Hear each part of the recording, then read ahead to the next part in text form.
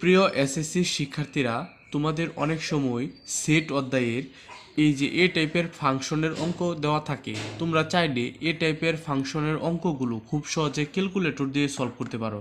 আজকের এই ভিডিওতে আমি ক্যালকুলেটর দিয়ে কিভাবে সলভ করতে হয় তা তোমাদেরকে শেখাবো। আমি আমার কাছে থাকা FX 991 ES প্লাস ক্যালকুলেটরটি নিয়েছি। তোমরা যে কোনো ক্যালকুলেটর নিয়েই করতে পারবে। খেয়াল করে দেখো, সকল ক্যালকুলেটরের ফাংশন একই। তোমাদের এই টাইপের অঙ্ক করার জন্য প্রথমে মোড বাটনে ক্লিক করতে হবে। মোড বাটনে ক্লিক করার পর তোমাদের 7 নাম্বার যে টেবিল অপশনটি আছে, এই 7 নাম্বারের জন্য আমাদের সাথে এই যে এই বাটনটিতে প্রেস করতে হবে।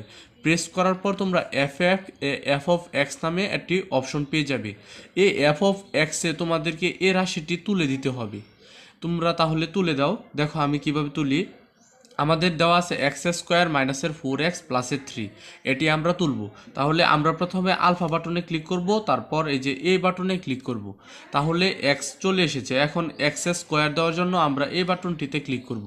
হয়ে গেল এক্স স্কোয়ার মাইনাস 4x, 4 প্রথমে দিব, তারপর এক্স আনার জন্য আলফা এবং এই যে এই বাটনে ক্লিক করব। 4x প্লাস হচ্ছে 3, এই যে প্লাসের 3 দিলাম। এখন আমাদের বলছে যে এক্স স্কোয়ার মাইনাসের 4x প্লাসের 3 হলে এফ অফ মাইনাসের 1-এর মান নির্ণয় করার জন্য। তাহলে আমাদের যে কাজটি করতে হবে, খুবই খেয়াল করে শুনো। আমরা প্রথমে যে এই ইকুয়াল বাটনে ক্লিক করব। ক্লিক করার পর এই যে স্টার্টের মধ্যে মাইনাসে যত চাবে, এখানে যে সংখ্যাটি দেওয়া থাকবে তা বসাবে। এখানে স্টার্ট দিবে মাইনাসের, যেহেতু এখানে 1 আছে আমরা 1 দিব, এবং এন্ডও এখানে যে সংখ্যাটি থাকবে সেটি দিবে। আমরা এন্ড দিব আবারও মাইনাসের 1, আর স্টেপ দিবে হচ্ছে 1। স্টেপ কত দিবে? স্টেপ দিবে হচ্ছে 1।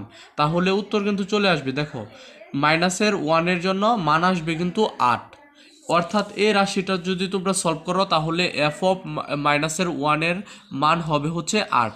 এরপরের যে রাশিটি আছে সেই রাশিটি এখন আমি সলভ করে দেখিয়ে দিচ্ছি। তোমরা দেখো, এরপরে রাশিটির জন্য আমরা সিমভাবে টেবিলে যাব।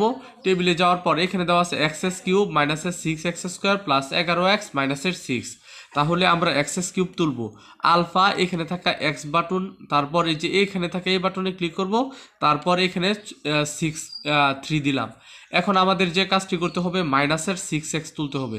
তাহলে 6 তুললাম, তারপর এক্স তোলার জন্য যে আলফা আর এই সাইড বাটনে ক্লিক করব।